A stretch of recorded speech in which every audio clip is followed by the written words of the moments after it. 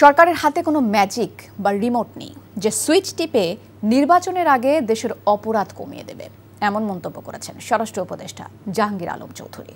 সচিবালয়ে আইন শৃঙ্খলা সংক্রান্ত উপদেষ্টা পরিষদের বৈঠক শেষে তিনি এমন মন্তব্য করেন। এদিকে শ্রম ও কর্মসংস্থান উপদেষ্টা সাখাওয়াত হোসেন বলেছেন, অনেক দিন দেশে ভালো নির্বাচন হয় না, তাই এ নিয়ে জনমনে আস্থার সংকট থাকার সুযোগ আছে।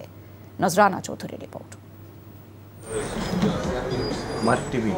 দেশের আইন শৃঙ্খলা পরিস্থিতি খতিয়ে দেখতে সোমবার সকালে সচিবালয়ে আইন শৃঙ্খলা সংক্রান্ত উপদেষ্টা পরিষদের বৈঠক বসে।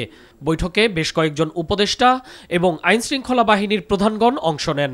আসন্ন জাতীয় সংসদ নির্বাচন, মাদক নিয়ন্ত্রণ, নারীর প্রতি সহিংসতা রোধ সহ বেশ কিছু বিষয় নিয়ে বৈঠকে আলোচনা হয়। বৈঠক শেষে সাংবাদিকরা রংপুরে মুক্তিযোদ্ধা ও তার স্ত্রী হত্যার ঘটনা এবং মোহাম্মদপুরে জোড়া খুনের ঘটনার কথা উল্লেখ করলে স্বরাষ্ট্র উপদেষ্টা বলেন, তারা প্রতিটি ঘটনা খতিয়ে দেখে ব্যবস্থা নিচ্ছেন। এই ধরনের ঘটনা তো ঘটছে, আমি তো অস্বীকার করি না। আর নির্বাচনের আগে যে এইগুলি সব বন্ধ হয়ে যাবে তাও আমি বলতে পারি না। মানে যদি আমার কাছে কোনো ম্যাজিক থাকতো বা ওই সুইচ লাইট অন অফের মতো থাকতো তো আমি করে দিতাম যে লাইট অফ, এখন আর কোনো কিলিং কোনো কিছু হবে না। আমার কাছে এরকম কোনো ম্যাজিক নেই।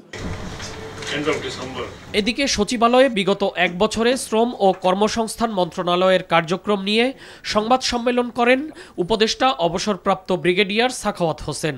এ সময় সাংবাদিকদের প্রশ্নের জবাবে তিনি বলেন, নির্ধারিত সময়ের মধ্যেই দেশে নির্বাচনের মাধ্যমে নির্বাচিত সরকার দায়িত্ব নেবে। আমাদের দেশে এতদিন তো নির্বাচন হয় নাই, যেটা হয়েছে ওগুলোকে নির্বাচন আমার ডেফিনেশন না।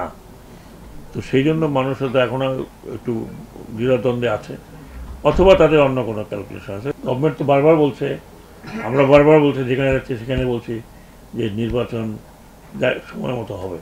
বৃহৎ নির্মাণ প্রতিষ্ঠানগুলো শ্রম আইনের আওতায় না আসলে তাদেরকে সরকারি কাজ দেয়া হবে না বলেও জানান উপদেষ্টা। নজরানা চৌধুরী, এনটিভি নিউজ, ঢাকা।